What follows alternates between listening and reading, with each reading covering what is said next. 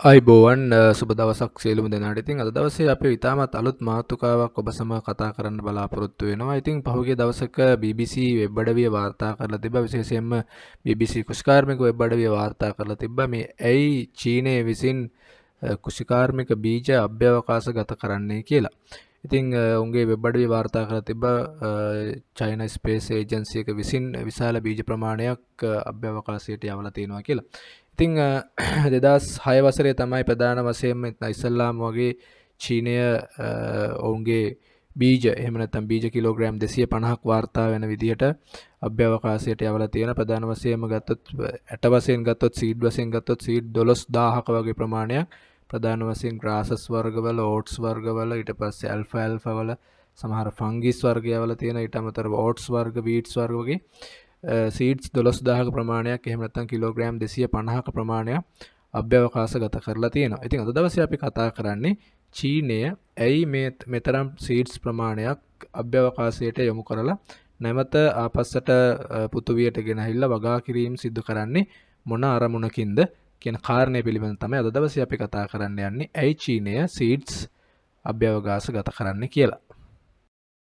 ඉතින් ඔබ දන්නවා චීනය කියලා කියන්නේ ලෝකයේ සිටින ප්‍රධානම අභ්‍යවකාශ බලවතුන් කීප දෙනාගෙන් එක්කෙනෙක්. ඉතින් ඔවුන් විසින් එක්තරා අවස්ථාවකදී ලුයාන් 502 කියන චීනයේ වඩාත් බහුලව වගා කරනු ලබන තෙරඟු ප්‍රභේදයක් පෘථිවි පෘෂ්ඨයෙන් කිලෝමීටර් 340ක් ඈත දුර කක්ෂගත කරනු ලබලා ඊට පසුව ක්‍රමානුකූලව පෘථිවියට ගෙන හැවිල්ලා නැවත වගා කිරීම සිද්ධ කරලා තියෙනවා. ඉතින් ඔවුන්ගේ දත්ත දක්වන විදිහට මෙම බීජ වලින් බෝ කරගන්න ගොඩක් වෙලාවට මේ බීජ ඉතාමත් අඩු ගුරුත්වාකර්ෂණ පරිසරයක සහ අපගේ චුම්බක ආකර්ෂණ ජාලයෙන් එළියේ තිබීම නිසා ගොඩක් වෙලාවට ඔවුන්ගේ DNA වල සියුම් වෙනස්කම් සිදුවීමක් ඔවුන් විසින් හඳුනාගෙන තියෙනවා.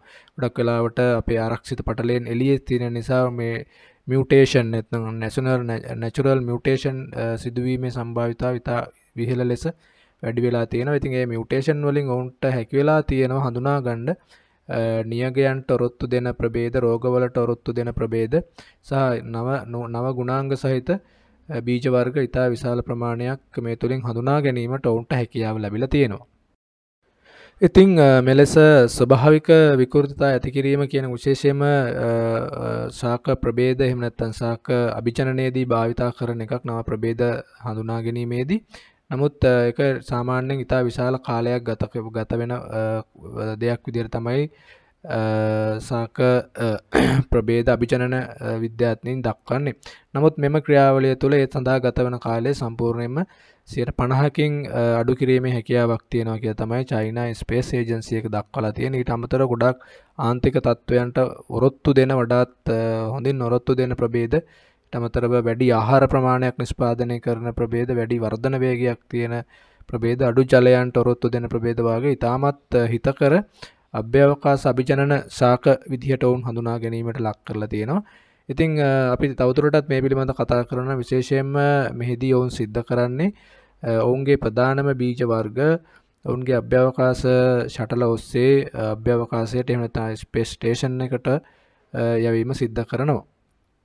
ඉතින් මෙලෙස යවන ලද සීඩ්ස් ගත්තාම ඔවුන්ගේ වෙබ් අඩවිය දක්වලා තියෙන විට මේ වන විට 200කට වැඩි space mutated crop varieties created in China කියලා තමයි තියෙන්නේ. 200කට වැඩි ප්‍රමාණයක් mutate එහෙම නැත්නම් අභ්‍යවකාශය තුලදී විකෘතිතාවට ලක් කරලා ස්වභාවික විකෘතිකරණයට ලක් කරලා නව varieties 200කට වැඩි ප්‍රමාණයක් චීනය විසින් පහුගිය අවුරුදු 30 කාලය තුලදී සොයාගෙන තියෙනවා කියලා තමයි වුන් දක්වන්නේ. ගොඩක් වෙලාවට space bred rice, corn, soya bean, alfalfa, sesame, cotton, watermelon, tomato, sweet potato, sweet peppers වගේ varieties vegetable වගේ දේවල් ගණනාවක් මෑත කාලය පුරාම චීනය විසින් මෙම space mutated technology එක භාවිතා කරලා ඔවුන් විසින් හඳුනාගෙන තියෙනවා. ඉතින් එලෙස හඳුනාගෙන තියෙන ප්‍රභේදවල විශේෂයෙන්ම අඩු ජල තත්ත්වවලට අඩු තත්ත්වවලට මුහුණ දීම, නියගවලට මුහුණ දීම, වැඩි